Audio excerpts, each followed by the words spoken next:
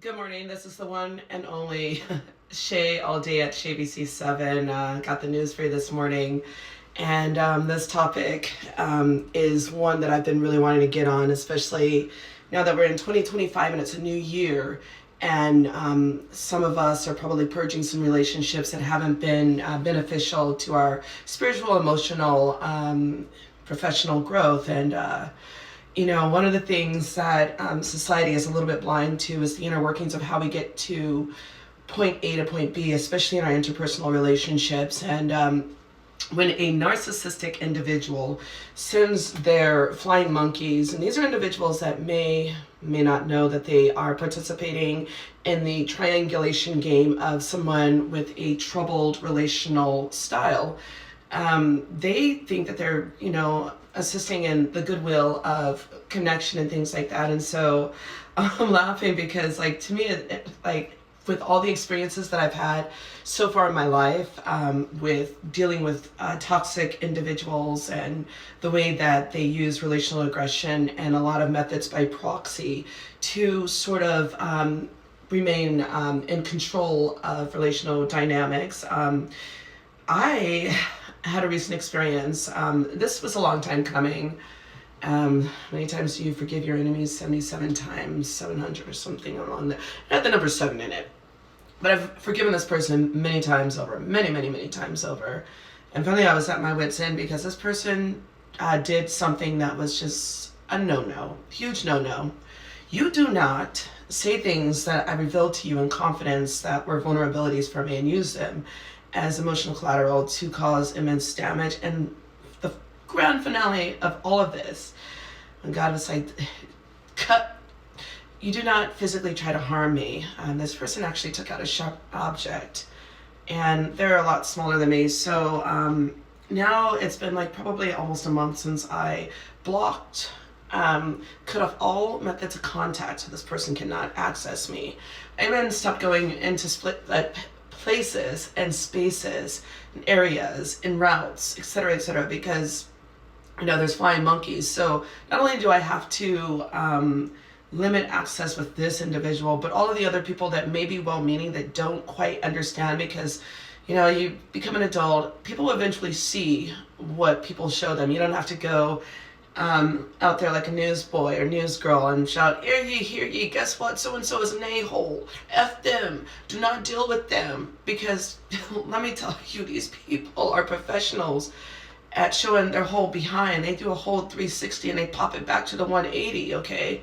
So I don't have to say anything. I can go and live my best life and work on those goals that I would never, ever, ever have been able to build had I had their toxic, busted ASS energy in my life. And once you know. But this is the thing that the flying monkeys always do. They go and they think they're doing a solid because they're trying to help said individual who is always strangely the victim in these relational dynamics.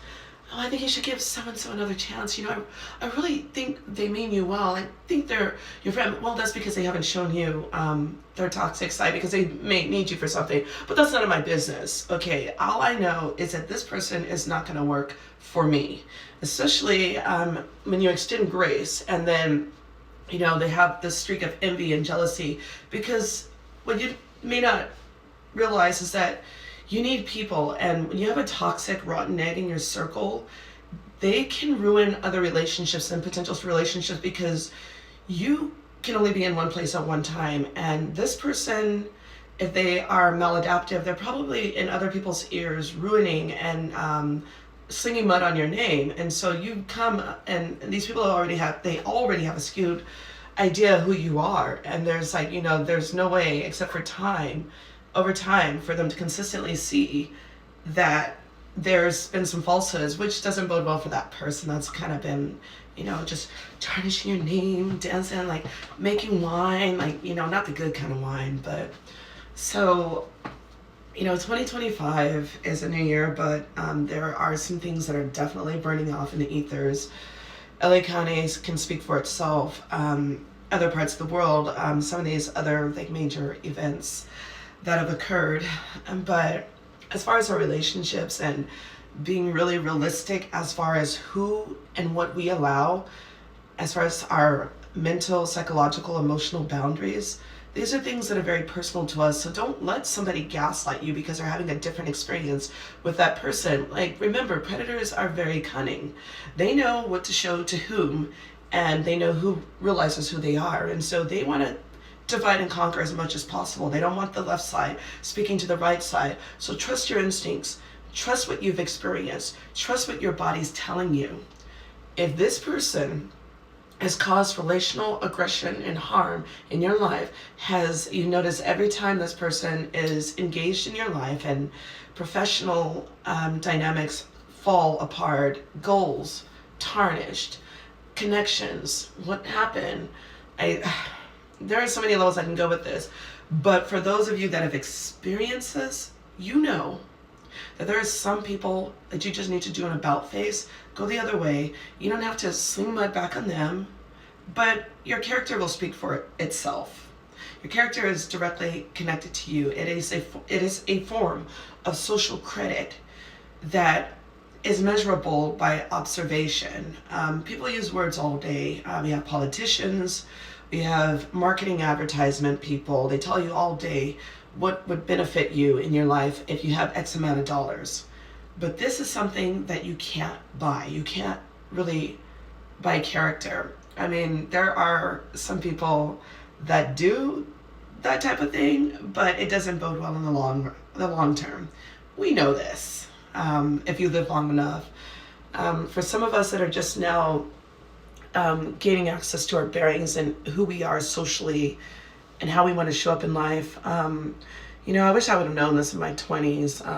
You should probably start with the intentions as to how you want your life to go, because I saw something earlier, well, actually, like this past week, right before the weekend, it said bad choices make good stories, and I had to chuckle because, I unfortunately and fortunately, because those bad choices led me to understanding a lot of the right choices, had made a lot of bad choices because I had no guidance from elders or people that meant me well. And so I had to kind of find out, and whatever method, whatever road, whatever your journey is, if you're still here at the end of the day, it's very much valid. I'm a little bit excited, so sometimes my words will try to come out. There's like 50 jumbled up ADHD swirl at the same time.